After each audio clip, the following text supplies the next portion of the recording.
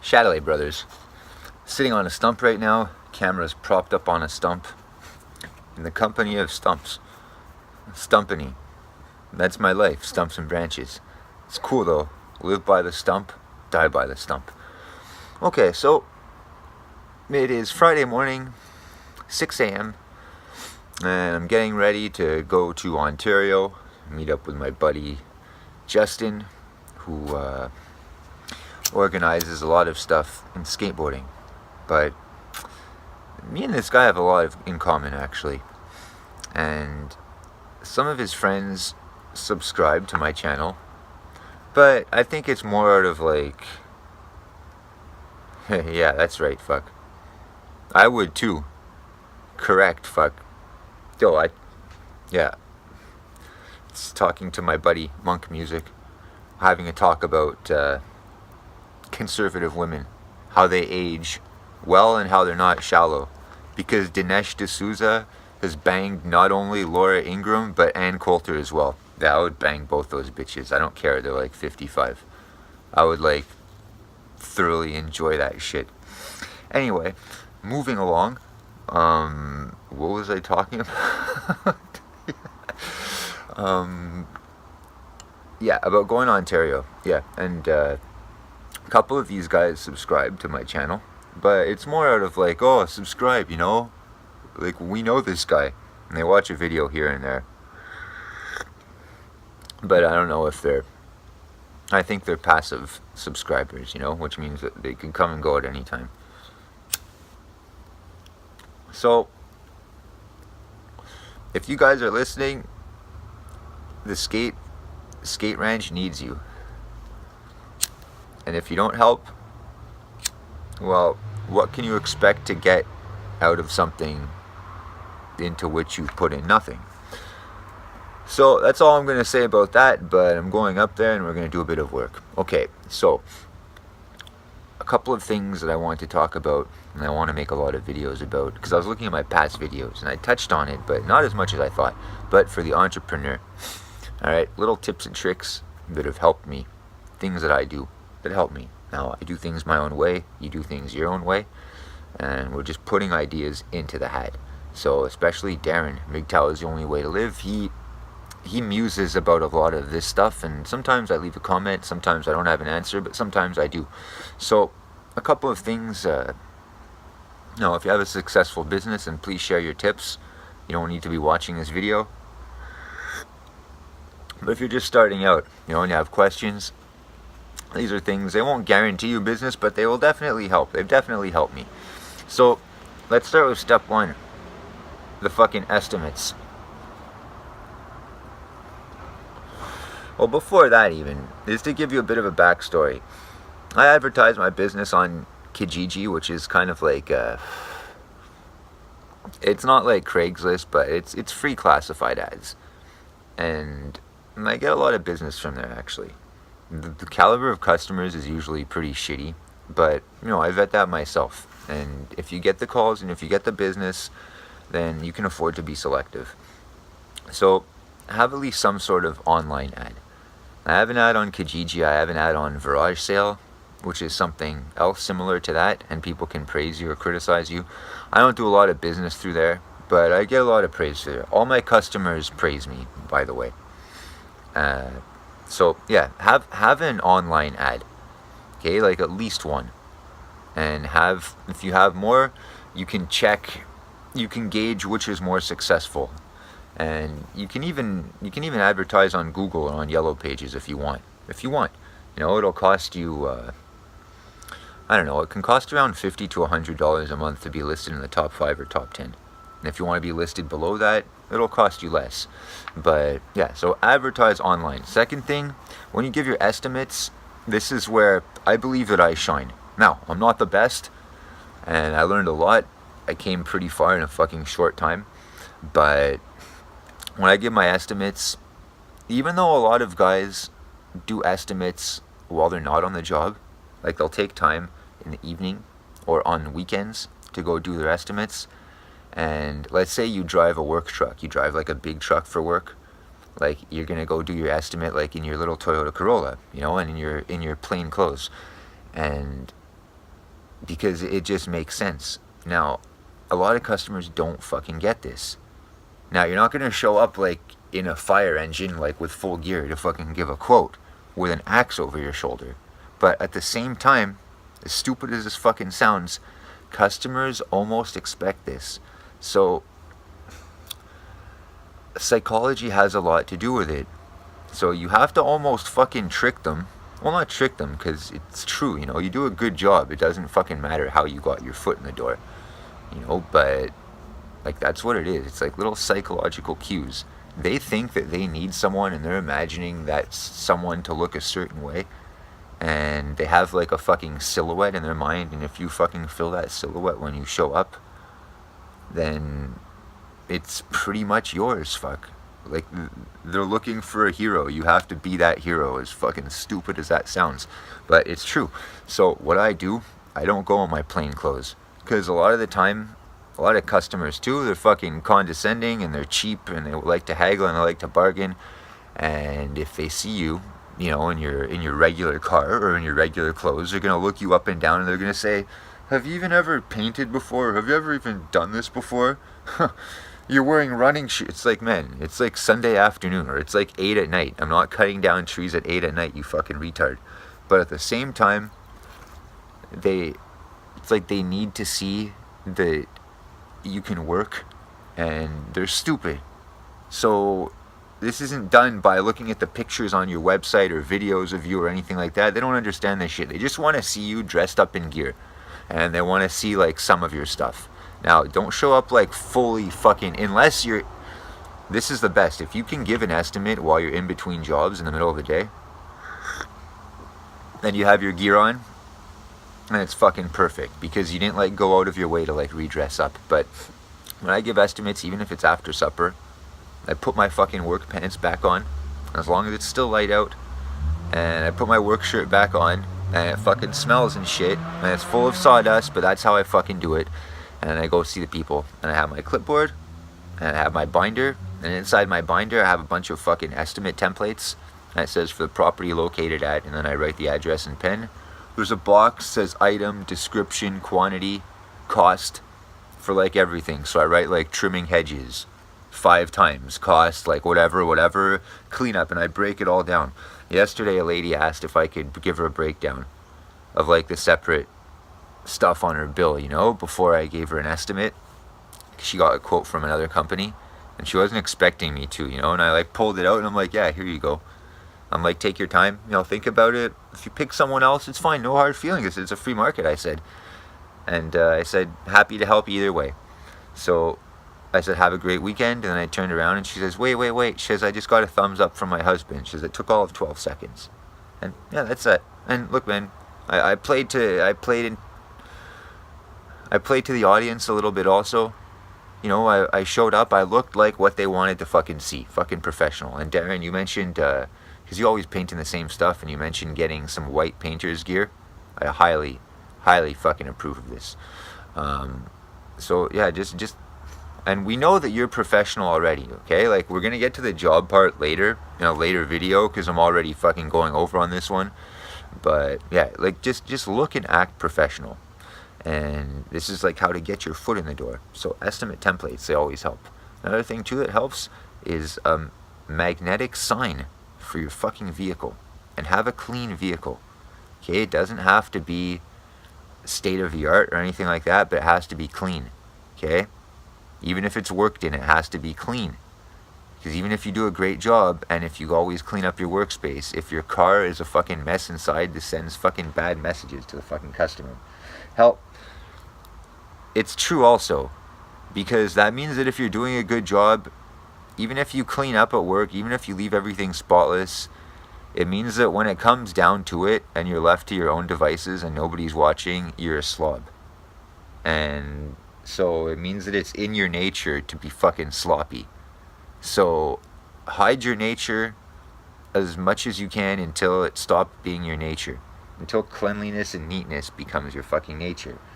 Because this way you'll get the customers and you'll get their respect. And man, it's better for you also. It's not just for the customers. I'm telling you to fucking clean your room, fuck, before going out to clean up the world. Fucking common sense, man. So, sign, a business sign definitely helps. I'll do another video about this. So, that, it'll give you a huge leg up to get your estimates. And, you know, you can undercut people too, but we'll get to that in another video.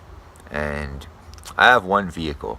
I have my pickup truck. It's got a trailer in back. And a lot of the time the customers kind of want to see the trailer and they want to see it fully loaded. But at the same time, I'm not going to drive around with a fucking trailer that's fully loaded just to like fucking appease you to get like a $200 job, you know. But I show up with my pickup truck and it's got the sign on the side and it's got my dog in the fucking window because he's always with me pretty much. So not only does it show a certain degree of professionalism, because it shows that I care enough to fucking put a sign on my truck. And it shows that I care enough to fucking keep my shit in order. And they know nothing at all about me, but they know that I care enough to try to fucking do a good job, at least in my immediate surroundings. So they can't help but put two and two together and think that, you know, I'm a good pick for the job. Also, I mean, I'm a fucking skinny guy, but because of this line of work and because I exercise and shit, like I do have muscles. So, you know, if you got it, fucking use it, man. Use it, show it. A lot of these douchebags that fucking do tree work, they're big fat men and they cut the sleeves off their shirts and they walk as if they have fucking, as if their torso's on fire and their arms are gonna get burnt. They walk like they're fucking huge, you know? And you should see these fucking women stare at them. They're like, wow, he's awesome. There's this fucking YouTube channel, Bucking Billy Ray Smith. I fucking hate this guy. Fuck. He's a fucking asshole. And everyone loves him. And he pretends to be fucking kind and humble and everything. And people give him the benefit of the doubt just because he cuts the sleeves off his shirt. And he acts like he knows what the fuck he's talking about. I fucking hate this guy. And there's another guy, this guy called Randy Lee, who actually knows what he's talking about, but he's humble. And he wears sleeves and shit. And, he does things, well, he's fucking incredible, and he gets so much shit, you know, about, like, not wearing safety gear, about, quote-unquote, setting a bad example. Oh, yo, fuck you guys, like, say that shit. All because he's not a cocky fucking piece of shit asshole. So, I'm not saying be the cocky piece of shit asshole. Like, you'll definitely do more business if you are, definitely. But you don't have to fucking feign humility either, you know? I'm somewhere in the fucking middle. Like, I'm cocky as fuck, but as far as I'm concerned, I've earned every fucking strut.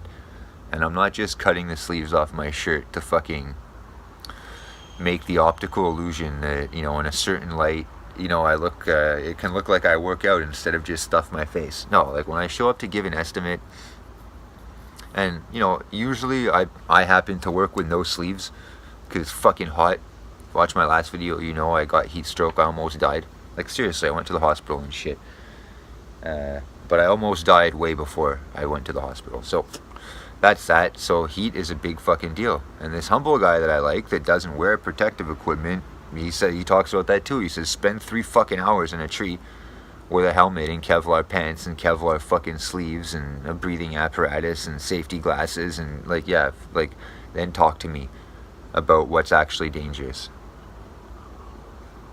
So there's that aspect also. But when I show up, I basically give them what they want to see. If it's a MILF, and a lot of the time it is, they think they're going to fucking lowball me. And they try. And they get dressed up. But, yeah, I do too. I show my fucking arms, man. Yeah, I wear fucking no sleeves and I have fucking tons of fucking scratches and scars, like, all along my fucking forearms. And I'm, like, full of fucking dirt and sawdust.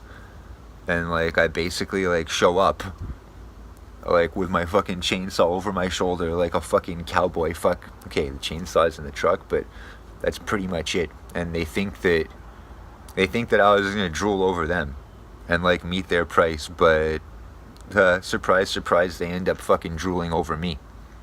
And that's what it is, man. And look, I'm fucking ugly, man, but I play a fucking hand that I'm dealt, and I've worked on my fucking weaknesses so much that they become my strengths. So, you know, a lot of failed businesses, a lifetime of losing has taught me how to fucking win. And I'm sure it has, if you're even watching my videos, if you get anything out of my videos, you're at least in some degree on the same page, in some fucking small way. You've probably made a lot of mistakes, or you've gotten shit on a lot, and you either started to put this into practice, or you would like to put this into practice, but you're not sure if it would work, or it's hard to do. It kind of is hard to do. It's hard to snap out of it. But when you take everything that you've learned and you actually put that theory into fucking practice, despite what everyone tells you, your parents, your friends, fucking teachers, co-workers, boss, anybody, fuck. If they don't get it, fuck them. They're not fucking with you. You have to be fucking, well, you don't have to be anything. You be whatever you want. But, in my experience, being pragmatic and adaptable has fucking helped me more than anything else. And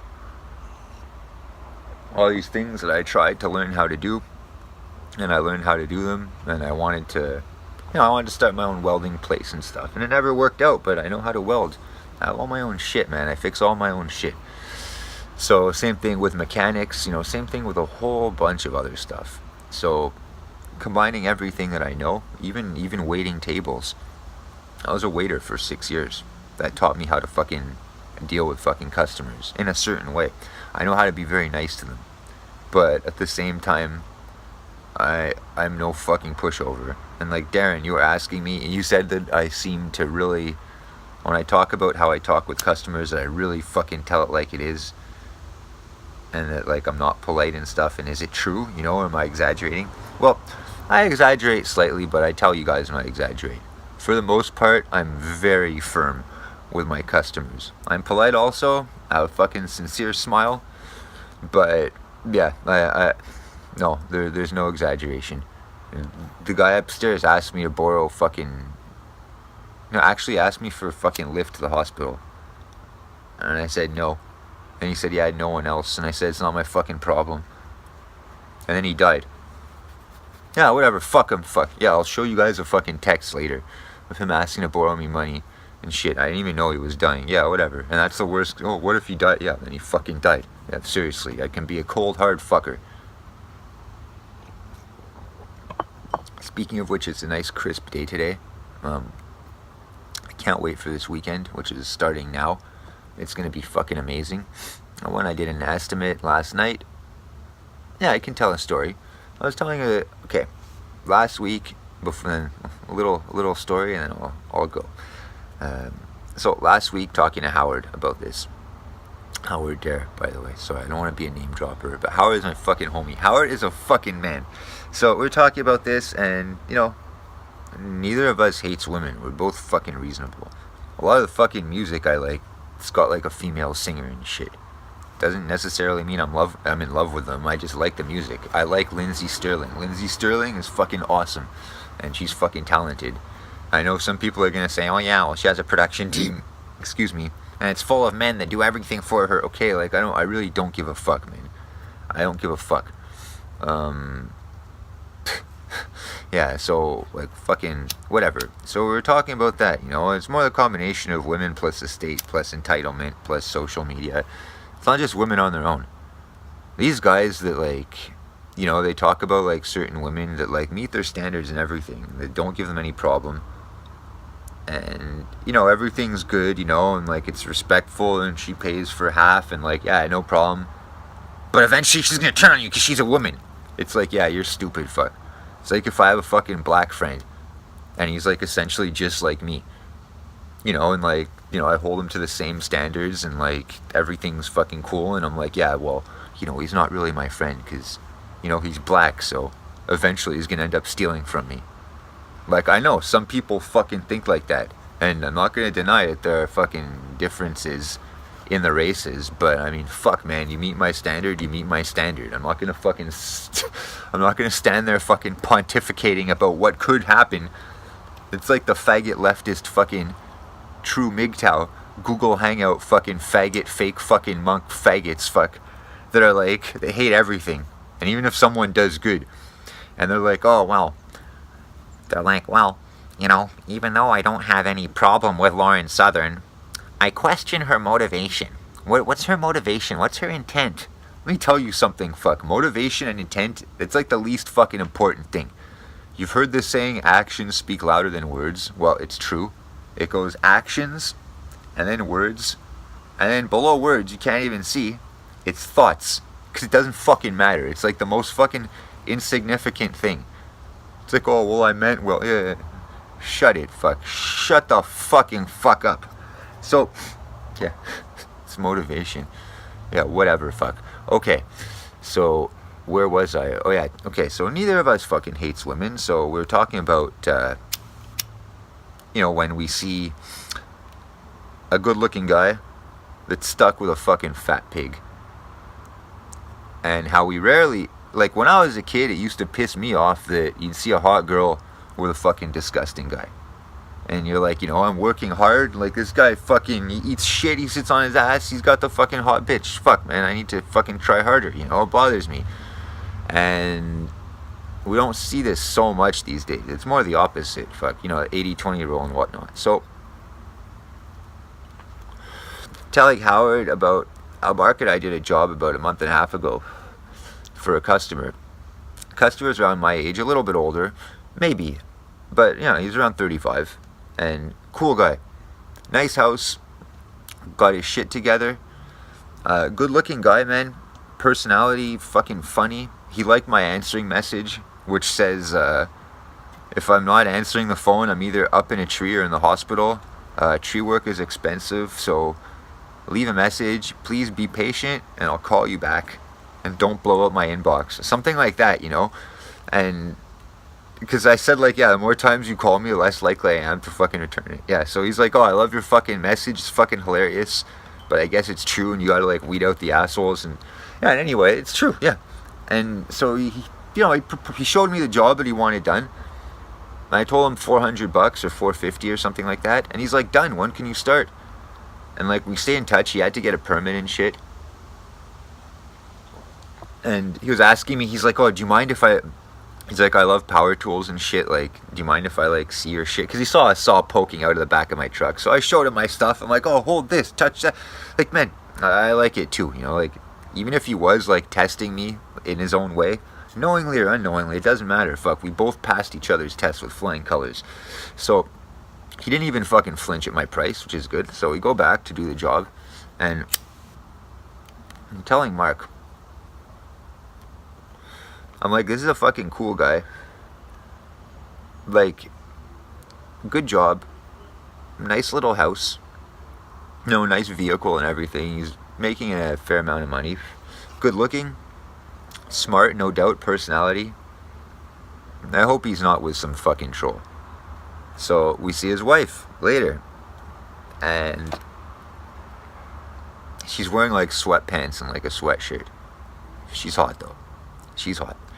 And at the end, so I look at Mark, I'm like, yes, like one for us. And at the end of the job, the wife fucking, she's not wearing sweatpants anymore.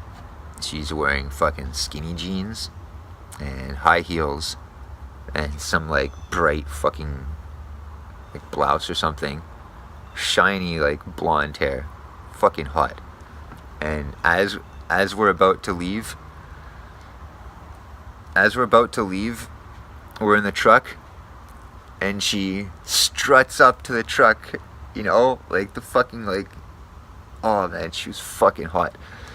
And she, like, leans over Mark's fucking window, passenger window, and she's like, I just want to let you boys know you did an excellent job, and if it's okay with you, I'd like to give your business cards to all my friends. And we're like, hell yeah, man, it was a pleasure working for you. And we give her like, 5 or 6 cards. And she's like, thanks. And she turns around and she fucking struts away. And fuck yeah. Fuck yeah. Like, good for this guy, good for us. Fuck yeah, that's how it's fucking supposed to be, man. Do a fucking good job. Get yours. This guy did a good job, he got his. We did a good job, we got ours. And I got a fucking job, the one that I told you about just before. That was her friend that she fucking sent to me. So it's good. Yeah, she wasn't fucking trying to fucking manipulate me or anything. She just wanted to fucking show us that she had a fucking fine ass. And she did. Fuck. Good. good. I have others too. I have other MILFs on the job, fuck, that like, some of them like try to like use their charms for fucking evil, but for the most part, like they see all the work that we're doing, and a lot of it's like specialized, but a lot of it is fucking dirty work and shit, and you know, they're fucking appreciative of it. And a lot of old people, like 70 plus, that haven't done anything in years, they see us working outside and they come outside and they're like, I hope you don't mind, but I like to fucking, you know, use my weed whacker, because seeing you use a chainsaw, it makes me want to get out, and I remember what it's like to fucking do this, and the smells and everything. It's fucking amazing. It makes me feel alive again. So I get it, man. That's why I do this work. And all you people that are like, oh, well, you know, they're just lying to you. No, man, you guys have spent too much time inside. Like, life is beautiful. Go out and fucking enjoy that shit, man. Seriously, like, and if you can't, then take your life back. The fuck are you waiting for? No one's gonna do it for you, fuck. And so if you spark this in other people, then it's a fucking good thing, man. It's a great thing, because it means you have it within yourself. And it means that it's definitely fucking there. So, like, nurture your fucking spark, guys. And, you know, it's probably the best advice I could give to you. Best and worst advice I could give about fucking, you know, starting a business. You know, nurture and tend to your fucking spark. You know, do it out of passion first, and then the profits will come. Even Mark is not like completely on board with me on this, but that's why, like, it's kind of my show. Well, not kind of, that's why it is my show. And like, he works for me, like, because I love it so much that I'm willing to do it for free. You know, if I see a tree by the side of the road and I want to climb it and trim it, like, I'll knock on the door and I'll ask the people if I can do it for free. Like, Mark won't do that. You know, like, he doesn't want to do that. Like, you know, there's like a variety of reasons. He's like shy, you know, and at the same time, like, he's not comfortable enough, like, you know, with the equipment. And at the third, like, you know, he, like a lot of other people, like, some small part of him might also think that his time is too valuable to do anything for free, which might be true, but it's not really true. Like, again, you know, the saying, you have to spend money to make money. You have to, like, give a little bit, you know, if you want to get a return. Now, yeah, theoretically, like, if you're a genius, you don't have to give anything and you get everything for free all the time. That's never interested me. I always wanted to provide a good service and get paid for in kind. You know, not just in work, you know, in fucking relationships, in life, in anything. That's how it's supposed to be. And I'm here, I'm making MGTOW videos because the status quo does not cater or reward or even function well with a mindset like that. But if you kind of escape the status quo, I don't know how we can change it really, other than not fucking hiding. But, you know, you can, what did Charles F. Gray call it? Like an underground economy or something, like the barter system. But no, you can't live by your own rules. So that's what I'm going to try to fucking focus on in this series about, like, entrepreneurs and shit, starting entrepreneurs, is how to fucking live in your own world. Because that's what it is, man. You get into, like, your frame of mind, or your frame of being, and this is like a concept in old PUA actually, but it's true. But a lot of it there is based, well, there's like two ways to do things. Like, in, like, PUA's fucking changed a lot, but, you know, like, reading, like, the game and stuff like that when it came out, like, it's basically two things, fuck. Like, if you want, it's just convincing other people that you have high value. And there's two ways to do this. Like, there's a bunch of, like, things that you can do. You know, like what I'm talking about, like at the beginning of the video, like how to dress and stuff like that, and how to look, to, like, fucking kind of trick people into thinking that, like, you got it going on. Or you can actually have it going on and not worry about any of that shit. So for example, instead of trying to look jacked so people will think you're jacked so they'll respect you, just, like, get jacked. And, like, you will look jacked and people will respect you. But for those that want the shortcut, like, without doing the work, and word to the wise, it's like almost, if not more work to get it without doing work than by doing the work. If that doesn't make sense, I'll reiterate, a lot of the time it's harder to fucking get a good grade by cheating than by doing the work. Like, cheating is a fucking art form. It's not always fucking easy to do. So, yeah, like, But the frame, okay, this is like a concept, like even PUA knows about it, but everyone has like their frame. It's like their fucking reality, you know? It's like their world that they built for themselves. But a lot of people, everyone's a hero in their own story, but just because it's their own story. And their frame is fucking weak.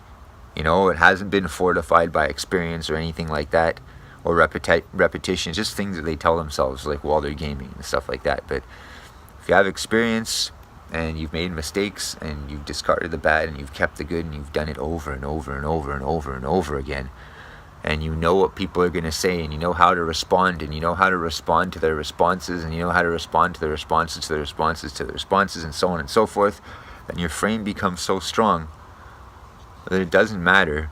It doesn't matter how big someone else thinks he is. Like, when you interact with them, when you're fucking the Venn diagram, you know, the bubbles align kind of, they just get sucked into your fucking reality. Yours is the only one that fucking matters. Like this Greek piece of shit fucking lowballer last week, when I was explaining the job to him and like the pay cost structure and everything. He's like, yeah, but how much do you charge by the hour? Because my friend warned me about this guy. He's like, yeah, he wants to pay $20 an hour. It's like, I don't charge by the hour, but if you want to pay me by the hour, it's $200 an hour. That's how much it costs an hour. Huh, weren't expecting that, were you, fucking souvlaki boy? Fuck. Yeah, so, yeah, you thought. And then my friend tells me after, he's like, oh, he's a nice guy, though. I'm sorry about that. He actually has a lot of money. It's like, what the fuck do I care about that? Fuck. Like, this guy, this fucking, even my friend, his stupid mentality. He's telling me about all these guys that I haven't seen in like 20 years. And like, they've had like divorces and like all this shit, you know, and they're living in trailers or like jobs, like, oh, grocery store jobs. And but he's like, oh, this guy's doing awesome. He's making $100,000 a year. Oh, this guy's doing awesome. $144,000 a year. He's got a boat. And oh, this guy's doing awesome. You know, $120,000 a year. He's got a motorcycle. It's like, yo, this guy's like whole fucking thought process of success is based on fucking money. Like, it's fucking meaningless. It's not the measuring stick anymore.